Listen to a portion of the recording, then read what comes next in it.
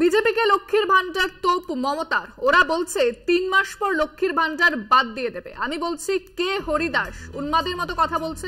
সাহস থাকলে বন্ধ করে দেখাক। ইসলামপুরের সভা থেকে হুঙ্কার তৃণমূল নেত্রী মমতা বন্দ্যোপাধ্যায়। আবারও বিজেপিকে তোপ লক্ষ্মীর ভান্ডার নিয়ে মুখ্যমন্ত্রী মমতা বন্দ্যোপাধ্যায়। তিনি বলেন যে উন্মাদের মতো কথা বলছে বিজেপি।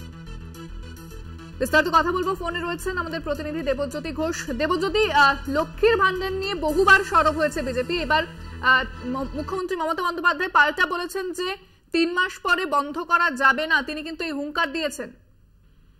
দেখো, গত কয়েকদিন ধরে ভারতীয় জনতা পার্টির একাধিক নেতৃত্ব বলছিলেন, গত পরশুদিন যেভাবে মহিলা মোর্চার একজন নেত্রী তিনি জানিয়েছেন যে পশ্চিমবঙ্গে আগামী 3 মাস পরে লক্ষ্মীর ভান্ডার বন্ধ করে দেবে কেন্দ্রীয় সরকার, এবং সেই মতোই কিন্তু মমতা বন্দ্যোপাধ্যায় তীব্র ভাষায় আক্রমণ করেছেন এবং তিনি বলেছেন ভারতীয় জনতা পার্টি একটি উন্মাদের দল।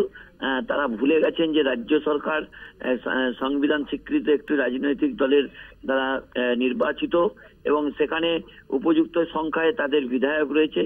সেই জায়গাতে মনে করলেই কেন্দ্রীয় সরকারের পক্ষ থেকে বন্ধ করা সম্ভব নয়। অর্থাৎ মমতা বন্দ্যোপাধ্যায় যেটা জানিয়েছেন যে আগামী দিনেও যে লক্ষ্মীর ভান্ডার চলছে সেই লক্ষ্মী ভান্ডার চলবে এবং ভারতীয় জনতা পার্টি পরিকল্পিতভাবে লক্ষ্মী ভান্ডার বন্ধের কথা বলে মানুষের মধ্যে ভয়ের সঞ্চার করতে চাইছে।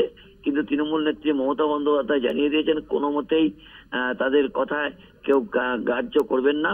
আপনারা নিশ্চিন্তে নির্বাচনের অংশগ্রহণ করুন, তৃণমূল কংগ্রেস ক্ষমতায় আসবে এবং লক্ষ্মীর ভান্ডার রাজ্যে চলবে। ইন্দ্রাণী, ধন্যবাদ। দেবজ্যোতি, কথা বললাম বিশেষ প্রতিনিধি দেবজ্যোতি ঘোষের সঙ্গে।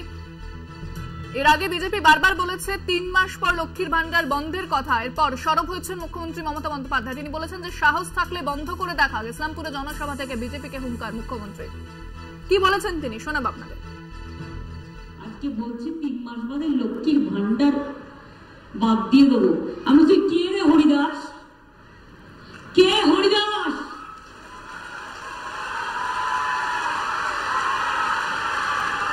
হরিদাস নাম্বার 1। মাথাটা কি গেছে?